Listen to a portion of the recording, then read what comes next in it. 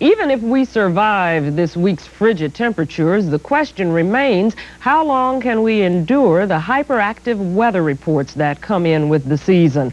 As Marcus Jones reports, this is the time of the year when local weathermen shine, especially if the sun isn't. Mama, it's cold outside. I've got to go away. I said it's cold outside. It's hard to muster a smile when the temperature dips below freezing. But for these guys, it's hard to contain one. Heavy snow all the way over the coast of the Virginias and the Carolinas and back westward into... Boston winters are a weatherman's wonderland. Unlike places like Miami or Honolulu, forecasting here is the ultimate challenge. And it's people like Channel 7's Tom Chisholm that we depend on to come through. When you make a weather forecast, you're making an economic decision for a lot of people in this sense. If somebody's going to the Cape or going to Lake Winnipesaukee in the summertime and you tell them that it's going to rain or it's going to be sunny, to some extent you're helping them plan their lives. So there's that responsibility that is involved in it. Tom Chisholm is outside right now at City Hall Plaza. Tom... The technology used by meteorologists is advancing rapidly, which means more accurate forecasts, if not more glitz. It is cold. I'm being saved a little bit by the community earmuffs here, but I also have this little wind gust register. This is called a handheld anemometer. It measures the wind speed. I consider it poetic justice.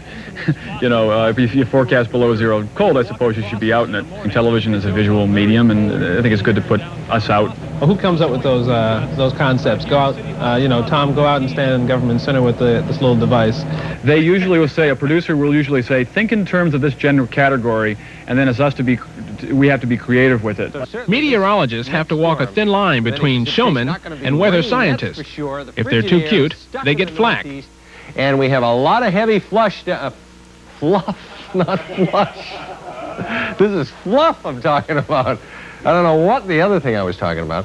If they're wrong, they get grief from everyone, even their own colleagues. One, two, only about three times as much as we expected. Well, it wasn't in the forecast, S-N-O-W. The amounts did vary a little. That's true. There's a straw. Let me grab for it. Okay. Do you have any favorites?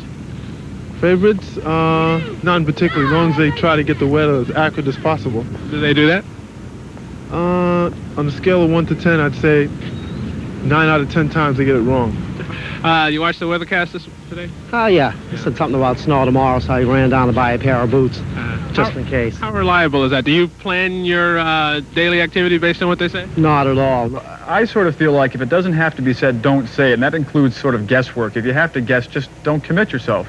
People can accept that around here. People know how fluky New England weather is, and they'll understand and accept honesty. That's all they probably really want. So if you don't know, you don't know.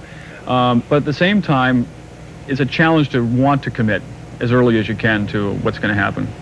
For the 10 o'clock news, I'm Marcus Jones.